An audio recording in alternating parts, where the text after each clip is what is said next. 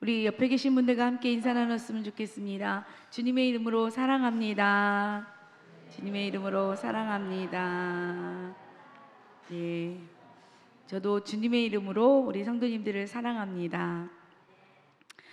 오늘 읽은 이사야서는 66장으로 되어 있죠. 내용을 이렇게 두 부분으로 구분하면 1장부터 39장까지 하고 40장부터 66장까지로 이렇게 두 부분으로 나눠서 우리가 볼 수가 있습니다. 1장부터 39장까지는 유다가 멸망하기 전에 심판에 대한 경고로 회개하고 돌아오라 라는 말씀이 담겨져 있다면, 40장부터 66장까지는 유다가 바벨론에게 멸망한 이후에 바벨론간의 전쟁에서 패한 다음 포로로 끌려가고 그곳에 고초를 겪으면서 살아가지만 하나님께서는 너희들을 버리지 아니하시고 너희들을 구원하실 것이다 라는 말씀이 담겨져 있는 것이 40장에서 66장까지 말씀입니다. 그 중에서 오늘 읽은 말씀을 그 배경 속에 우리가 잠깐 생각해 보면, 바벨론에 끌려간 유다 백성들에게 문제가 발생하였습니다. 하나님께서는 거기에 대해서, 그 문제에 대해서 말씀하시면서 거기에 대해서 응답하시는 말씀이, 답을 해주시는 말씀이 담겨져 있습니다. 바벨론의 나라를 빼앗기고 포로로 잡혀가서 이스라엘 백성들이 그곳에 살다 보니까 이들의 마음속에 어떤 마음이 들었냐면, 하나님은 전능하신 분이신데 어떻게 바벨론에게 질 수가 있지? 바벨론의 신이 더 강한 거 아니야? 라는 생각을 하고 있는 사람들이 생겨났습니다. 그리고 바벨론의 전에 있는 정말 커다란 신들을 보면서 정말 하나님이 참된 신이신가? 라는 의문을 가지게 되었습니다. 그 땅에 사는 유다 백성들이 그들의 마음 가운데 바벨론에 있는 신들이, 우상들이 마음에 들어간 것입니다. 그리고 그것이 너무너무도 커 보이고 능력이 있어 보이고, 그래서 자신들이 믿고 있던 하나님은 뭔가 나약해 보이고 작아 보이고 아무것도 할 수 없는 신과 같은 존재로 그들 가운데 있으면서 하나님과는 점점 더 멀어지고 공의를 잃어가고 패역한 그런 사람들의 상태가 되어 있는 것입니다. 이런 상황을 보시고서 하나님은 이들에게 오늘 읽은 본문의 말씀으로 답을 주십니다. 그것을 먼저 세 가지로 이렇게 요약을 하면, 어떤 부분이면, 첫째는 내가 바벨론을 통하여서 너희들의 죄를 심판하였지만 바벨론도 영원하지가 않아. 바벨론도 망할 거야 라는 내용이 담겨져 있습니다. 또한 두 번째는, 바벨론의 신들은 너희들에게 어떤 생명도 주지 못해. 무능력하고 무기력한 신이야 라고 이야기를 합니다. 그리고 세 번째는, 그것과 다르게 나는 태초부터 너희들을 사랑하였고 너희들을 얻고 안고 한 하나님의 주권을 가지고 너희들을 사랑한 하나님은 바로 나야. 그 신은 나밖에 없어 라는 것을 오늘 읽은 말씀을 통하여 알려주고 있다는 것을 먼저 말씀드리고 시작하고자 합니다. 그 땅에 사는 이 바벨론의 사람들은 하나님과 점점 멀어지고, 그 땅에 사는 우상들이 마음에 들어오고, 그러면서 하나님께 멀어지고, 이런 것들을 하나님이 보시기에 얼마나 마음이 아프셨을까요? 그래서 46장을 읽어보면 하나님은 계속해서 명령어를 사용하는 것을 우리가 볼 수가 있습니다. 3절에서 보면 들을지어다 이렇게 말씀하시고, 또 9절에 보면 기억해, 하나님이 하신 일들을 기억해 라고 말씀하시고, 또 12절에 보면 들어 라고 하면서 명령어로 그들에게 말씀하시고 계세요. 그렇게 명령어로 말씀하시는 게 왜일까요? 하나님 안에서는 다급함이 있습니다. 그리고 그들을 사랑하기 때문에 마음의 열정을 품고 있기 때문에 어떻게 하든 그들을 돌이켜서 하나님께 돌아오게 하고자 하는 하나님의 마음이 이곳에 담겨 있다는 것을 우리가 생각할 수가 있습니다. 그럼 구체적으로 하나님께서 그런 상태에 있는 이스라엘 백성들에게 말씀하신 내용이 무엇인지 함께 나눠보도록 하겠습니다. 먼저 1절 말씀을 보면 벨은 엎드러졌고 느보는 구부러졌도다. 그들의 우상들은 짐승과 가축에게 실렸으니 너희가 떠매고 다니던 그것들이 피곤한 짐승의 무거운 짐이 되었도다 라고 말씀합니다. 여기에 두 신이 등장을 하죠. 바로 벨과 느보입니다. 벨은 그 의미를 보면 주인 이란 뜻인데 마루뚝을 의미합니다. 마루뚝은 창조의 신이에요. 그래서 비와 햇빛과 바람을 주관하는 신으로 농경사회에서는 정말 아주 중요한 조건을 가지고 주관하는 그런 전능의 신이라고 보고 있습니다. 영광을 받을 만한 신이다 라고 생각하는 것이 바로 벨이죠. 그리고 느보는 족보를 보면 느보는 벨의 아들이라고 이야기합니다. 그 뜻으로 보면 대변자 또는 말하는 자라는 의미가 담겨져 있어요. 이것은 지혜롭고 문학적으로 특별한 신이라는 것을 이야기하면서 전지한 신이다 라는 의미가 담겨 있어요. 즉 벨과 느보 그들이 믿는 이 신들은 전능하고 전지하다라는 거예요. 그들의 삶과 밀접한 관계를 가지면서 친밀하게 교제하면서 그들의 삶의 중심에 들어가 있는 두 신이라는 것을 볼 수가 있어요.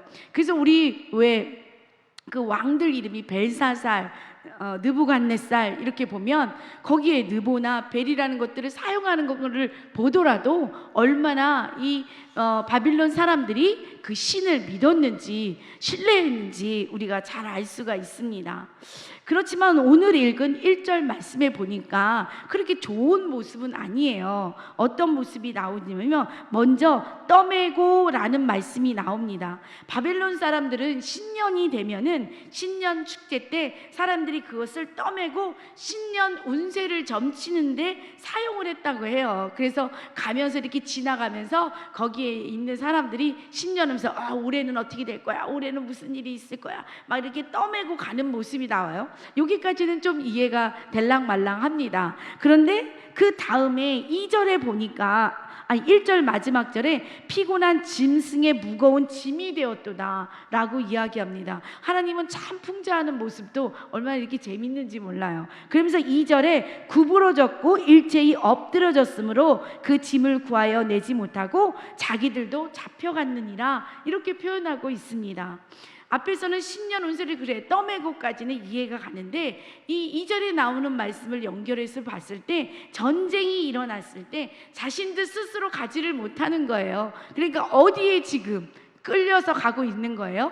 짐승의 뒤에 그것을 엎어서 그것에 실려나가는 짐이 되어버린 이 벨과 누보의 모습을 볼 수가 있습니다. 자기 자신도 보호하지 못하는데 남들도 구원하지 못해요. 남들도 보호하지 못해요. 그들도 인도하지 못하는 이 벨과 느보의 모습이 얼마나 치욕스러운지 우리가 참 한번 이 말씀을 통해서 읽어보게 됩니다. 얼마나 무기력하고 무능력한지를 보여주고 있습니다. 바벨론의 신들이 짐승들에게까지 짐받게 되지 않는 그런 존재입니다. 왜 짐받게 되지 않습니까? 바로 이들은 사람들의 욕망에서부터 만들어진 가짜 신이기 때문에 그렇습니다. 하나님을 대신하는 철저하게 욕망으로 만들어진 가짜 신이기 때문에 어떤 생명력도 없고 그들을 도울 수도 없고 그들을 구원할 수도 없고 자기 자신조차도 구할 수 없는 그런 존재라는 것을 보여주고 있습니다.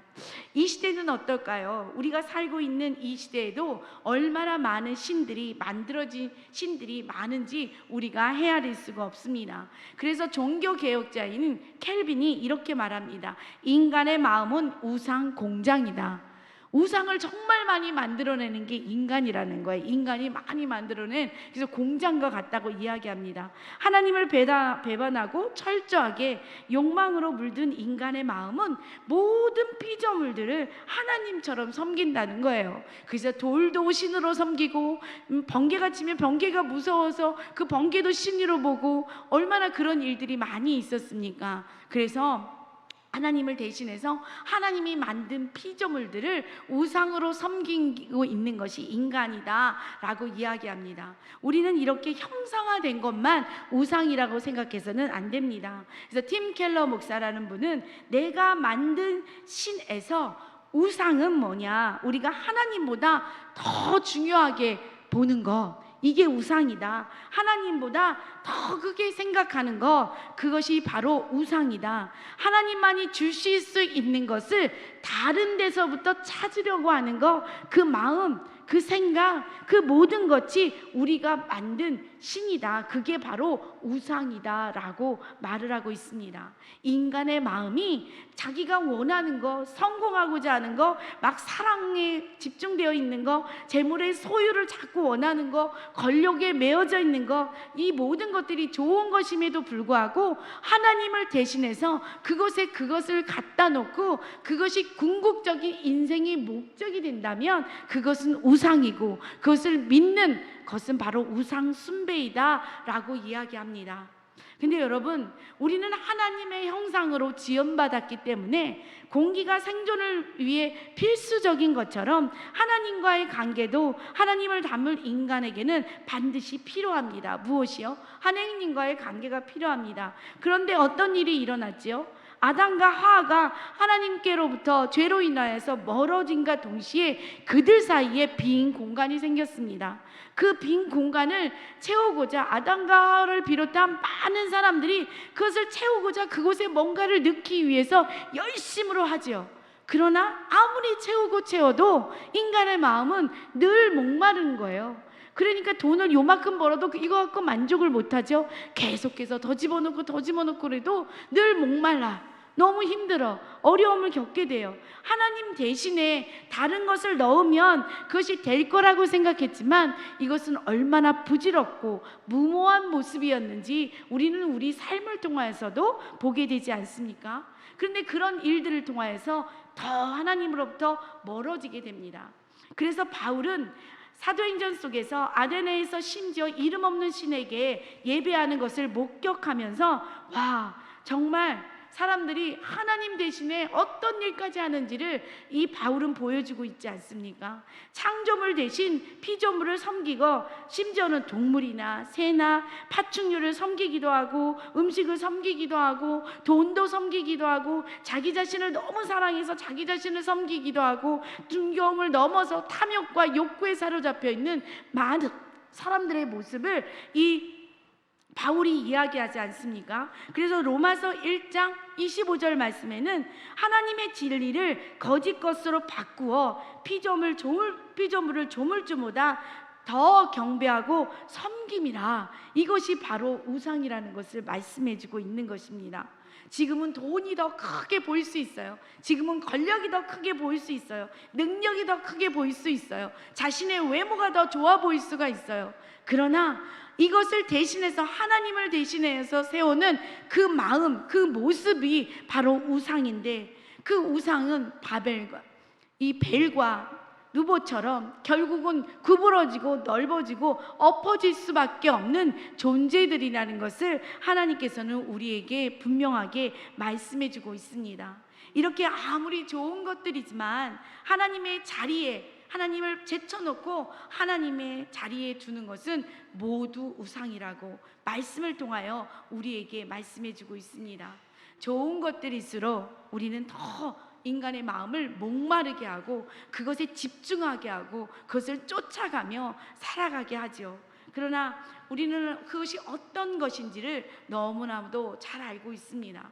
그것을 쫓아가다 살다 보면 정작 우리는 하나님께 영광을 돌리기 위해 창조되었음에도 결국은 인생의 목적으로 그것이 탈바꿈되어서 결국은 하나님 자리에 그것을 앉히고 그것에 눌려서 살아가는 존재들이 된다는 것을 우리에게 보여주고 있습니다. 삶이 무엇이든, 삶의 어떤 것이든 간에 무엇이든지 간에 우상이 되어 수 있습니다.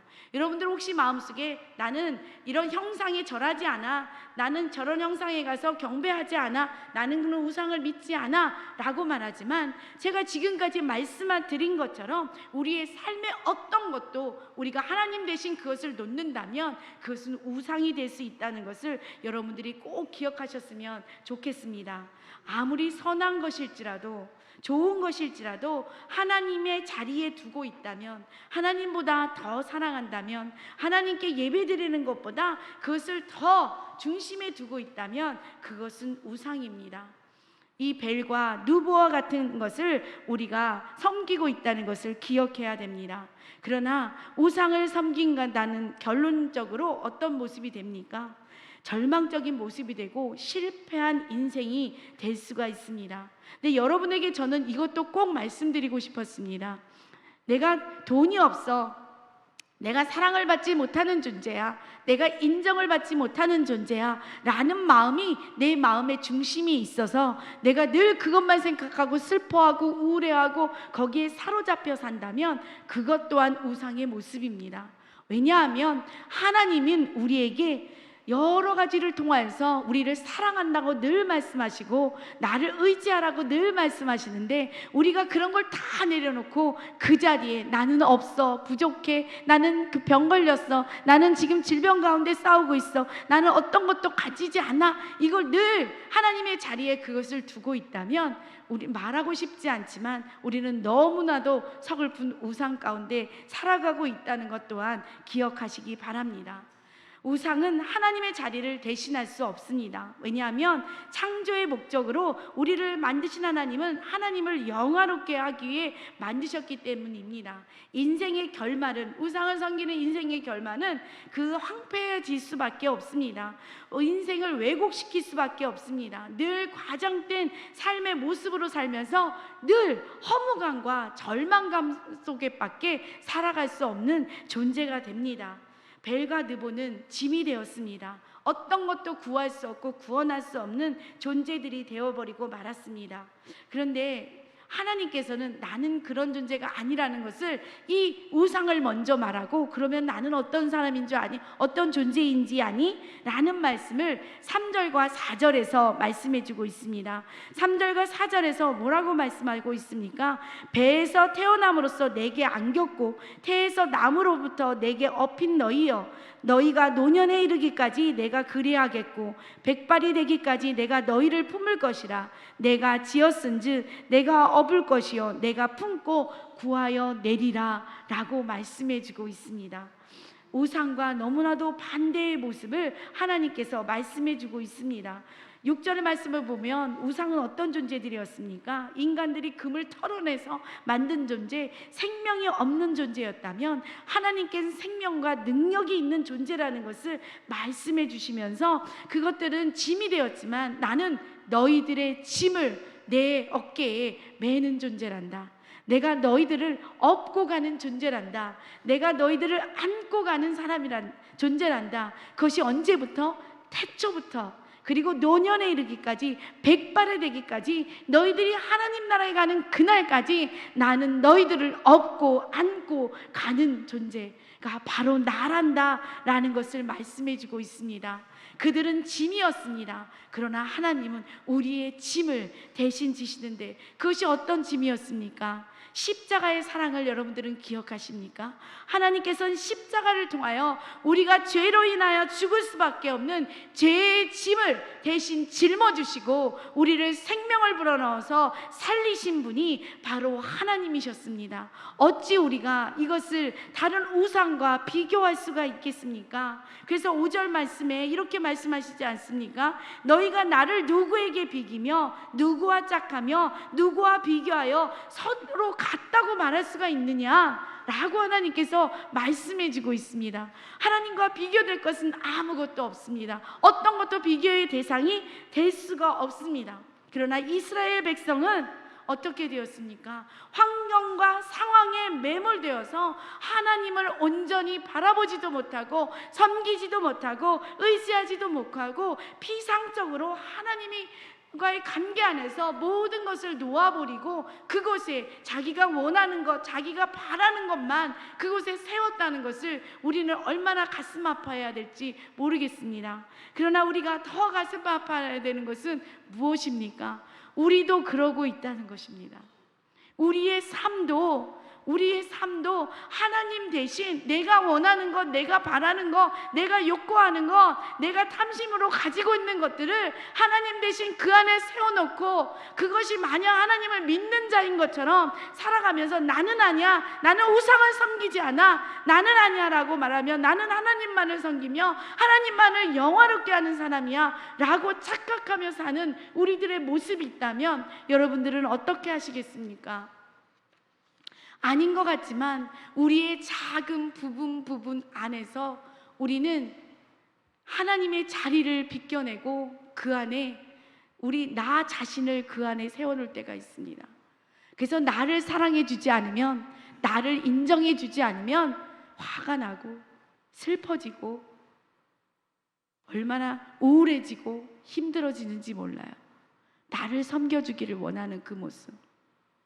돈이 없으면 근심과 걱정이 돼서 계속 근심하고 걱정하는데 시간을 모두 사용합니다. 사랑을 받지 못하면 그렇습니다. 남편이 나를 사랑해 주지 않으면 그 안에 빠져서 허우적거리는 우리의 모습이 있습니다. 자녀를 사랑하지만 그 자녀가 모든 인생의 중심이 되어버려서 하나님을 제쳐놓고 그 안에 자녀를 갖다 놓는 여러분들의 모습이 있다면 그것도 마찬가지가 아니겠습니까? 우리의 작은 삶의 부분이 바로 하나님을 밀쳐놓고 내가 원하는 것, 내가 바라는 것, 내가 가지고 싶은 것을 그 안에 새겨놓게 되면 우리 또한 하나님 앞에 회개해야 되는 우상을 섬기고 있는 자라는 것을 우리들이 한번 오늘 말씀을 통하여서 돌아볼 수 있기를 간절히 소망합니다. 우리의 지금의 삶 가운데 하나님은 우리의 이름을 부르면서, 제가 집사님의 이름을 불러도 되나 모르겠어요. 은수가 이렇게 부르고 하순진 권사님 순진아 이렇게 말하면서 내가 너의 중심에 있기를 원한다. 내가 너를 업고 안고 품고 지금까지 왔는데 앞으로도 내가 너를 업고 안고 갈 거야.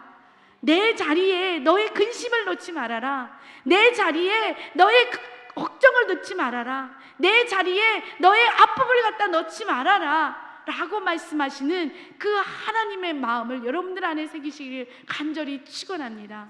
우리 유치부의 아이가 저희가 찬양운행 가면서 이런 얘기를 하더라고요. 우리 가정 안에서 하나님이 뭘 들어주신다라면은 너는 뭘 받기를 원해? 이래서 엄마는 돈이 있었으면 좋겠어 라고 얘기했대요. 그랬더니 아빠는 나는 집이 있었으면 좋겠어 라고 얘기했대요. 그래서 제가 물었습니다. 그럼 너는 뭐라고 말했어? 나는 하나님의 지혜가 있었으면 좋겠어요 라고 이야기했다는 거예요. 아이고, 자기만이 그래서 야, 너 너무 멋있다. 내가 이렇게 박수를 쳐줬는데 우리 안에 이 아이의 그 마음이 있기를 원합니다. 나는 하나님의 지혜가 있기를 원합니다. 하나님의 사랑이 있기를 원합니다. 내가 지금 상황과 환경 가운데 어려움이 있지만 다른 것을 집어넣지 않고 나를 안아주시고 나를 업어주시는 그 하나님만을 의지하며 살아가는 그 마음을 나의 삶의 궁극적인 삶의 목적으로 삼기를 원합니다 라고 고백하는 여러분들이 되시기를 원합니다. 여러분 아십니까? 모래바닥에 딱 이렇게 가는데 너무너무 힘들었어. 하나님은 도대체 어디 계시기 때문에 나를 이렇게 혼자 걸어가게 합니까? 발걸음이 혼자밖에 없으니까. 그랬더니 하나님이 이랬잖아. 나는 너를 업고 가고 있단다 라고 얘기했다 그러죠. 새로운 버전이 나왔습니다. 다시 물었습니다. 하나님, 왜 제가 걸어온 길이 이렇게 지그재그해요? 그랬더니 하나님께서 이렇게 말씀하셨답니다. 야, 내가 너를 업고 갔는데 너무너무 기뻐서 지금 지그재그로 춤을 추고 있는 거야 라고 이야기했대요. 왜 하나님께서 그렇게 기뻐하셨을까요? 지금 가는 이 사람이 어렵고 힘든데 다른 것을 의지하지 않고 다른 것을 바라보지 않고 다른 것을 믿지 않고 어렵고 힘들고 지금 지쳐있지만 하나님만을 의지하며 하나님만을 바라보는 그 모습을 보니까 하나님이 어떠신 거예요? 너무 기뻐서 거기서 지금 지그재그로 춤을 추면서 하나님께서 가고 계시다고 말씀해 주셨다는 거예요. 저는 오늘 이 말씀을 통하여서 여러분들 안에 있는 내가 우상으로 여기고 있는 것들이 있다면 하나님 앞에 고백하는 시간이 되기를 원합니다. 나는 아니에요 이러면 답이 없어요. 작은 부분 하나라도 하나님 앞에 고백하고 하나님 앞에 회개하고 하나님께 주시는 이 마음을 내가 품을 수 있는 여러분들이 되기를 원합니다. 그래서 늘 어떤 것과도 비교할 수 없는, 인생이 이 땅에서 살면서 어렵고 힘들고 눈물을 흘릴 일 너무 많지만 나를 안고 업고 품으시며 뛰고 계시는 그 하나님의 평안함을 갖기를 간절히 축원합니다. 그래서 오늘 마지막으로 3절과 4절을 같이 읽고 마치려고 합니다. 함께 읽겠습니다. 저랑 같이 읽어주시면 저도 은혜가 될 것 같습니다. 같이 읽겠습니다. 야곱의 집이여, 이스라엘 집에 남은 모든 자여, 내게 들을지어다. 배에서 태어남으로부터 내게 안겼고 태에서 남으로부터 내게 업힌 너희여, 너희가 노년에 이르기까지 내가 그리하겠고 백발이 되기까지 내가 너희를 품을 것이라. 내가 지었은즉 내가 업을 것이요 내가 품고 구하여 내리라. 아멘. 너무 은혜되지 않습니까? 이 은혜를 다른 이들에게 증거하며 나누는 여러분들이 되시기를 간절히 소망합니다.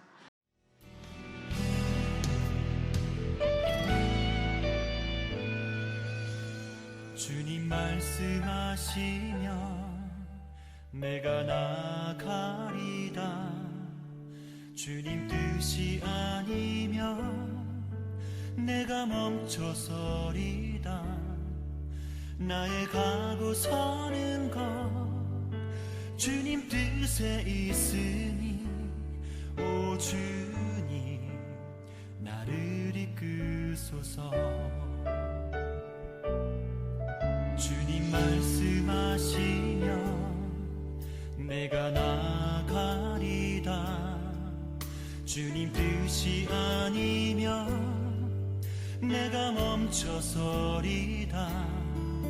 나의 가고 서는 것 주님 뜻에 있으니 오 주님 나를 이끄소서. 뜻하신 그곳에 나 있기 원합니다. 이끄시는 대로 순종하며 살리니 연약한 내 영혼 통하여 일하소서. 주님 나라와 그 뜻을 위하여 뜻하신 그곳에 나 있기 원합니다. 이끄시는 대로 순종하며 살리니 연약한 내 영혼 통하여 일하소서. 주님 나라와 그 뜻을 위하여 오 주님 나를 이끄소서.